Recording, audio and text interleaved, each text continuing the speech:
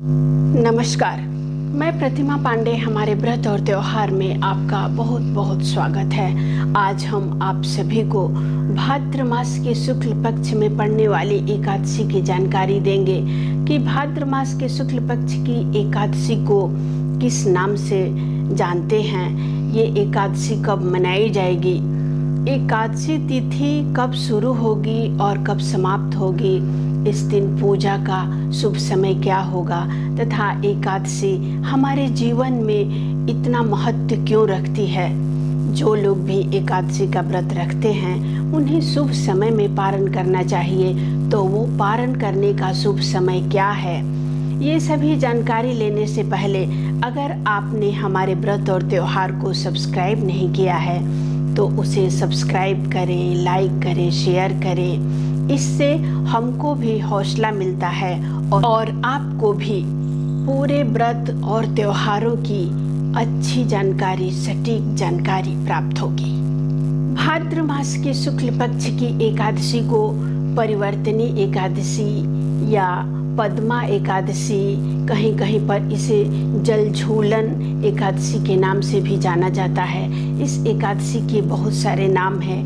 ये एकादशी 14 सितंबर दिन शनिवार के दिन मनाई जाएगी। इस दिन भगवान विष्णु के 52 स्वरूप की पूजा की जाती है, जिसका व्रत रखने और पूजा करने से व्यक्ति को सुख और सौभाग्य की बढ़ोतरी होती है। ऐसी मान्यता है कि इस दिन माता जसोदा ने भगवान श्री कृष्ण के वस्त्र धोए थे, इसीलिए इस एकादशी को कहीं कहीं पर जलझूलनी एकादशी के नाम से भी जाना जाता है। जब भगवान विष्णु योग निद्रा में सोए रहते हैं, हम सभी जानते हैं कि अभी चतुर्मास चल रहा है, तो इस दिन, इस एकादशी के दिन भगवान ने अपनी करवट बदली थी, इसलिए इस एकादशी को परिवर्तनी एकादशी भी कहा जाता है।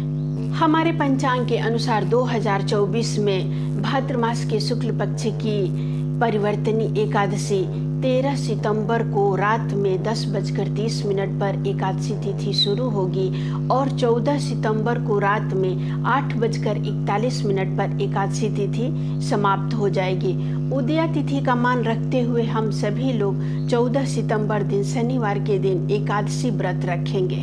सभी एकादशियों की तरह इस एकादशी व्रत की भी पूजा विधि बिल्कुल समान है। इस दिन सूर्योदय से पूर्व ही उठकर स्नान से निवृत्त होकर सबसे पहले पूजा घर की साफ सफाई करें और संकल्प लेकर उसके बाद भगवान विष्णु की विधि विधान से शुभ समय में पूजा करें। उन्हें पीले पुष्प, फल फूल, जो भी ये सीजन के फल फूल हैं, धूप दीप सभी अर्पित करें और उनकी कथा को, एकादशी की कथा को सुने।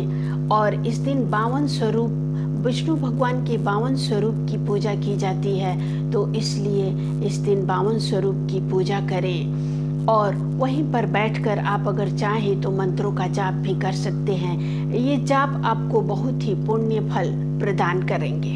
14 सितंबर दिन शनिवार के दिन पूजा करने का शुभ समय है। शनिवार की सुबह में 7:38 से लेकर सुबह में 9:11 तक। इसके बाद राहु काल शुरू हो जाएगा, तो राहु काल में पूजा आपको नहीं करनी चाहिए।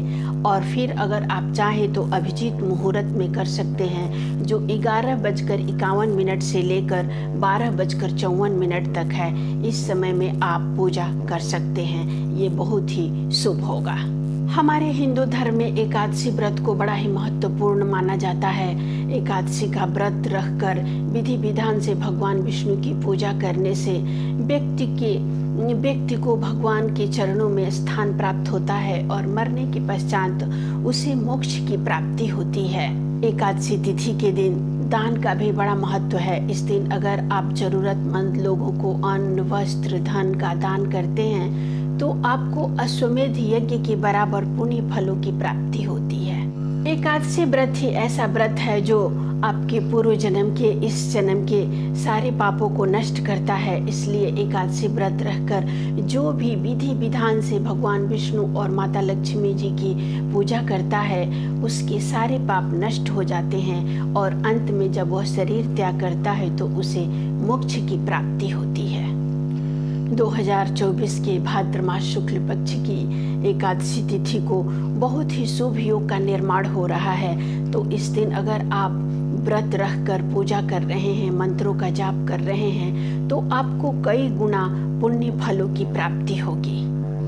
भाद्र मास के शुक्ल पक्ष की एकादशी तिथि के पारण करने का शुभ समय है 15 सितंबर दिन रविवार को सुबह में 6:02 से लेकर सुबह 8:38 तक। इस शुभ समय में आप सभी लोग पारण कर व्रत को पूर्ण करें। द्वादशी तिथि का समापन होगा रविवार के दिन शाम को 6:12 तक। इससे पहले आप ना तेल खाएं और ना ही तेल को लगाएं। कहीं भी शरीर में भी भूल से भी द्वादशी तिथि के दिन तेल लगाया नहीं जाता है और तेल खाया भी नहीं जाता है। तो आप 6:12 तक इस बात का अवश्य ध्यान रखें। आप और आप पर भगवान विष्णु और माता लक्ष्मी की अपार कृपा दृष्टि बनी रहे, इसी कामना के साथ अगले वीडियो में हम फिर एक नई जानकारी के साथ उपस्थित होंगे। नमस्कार।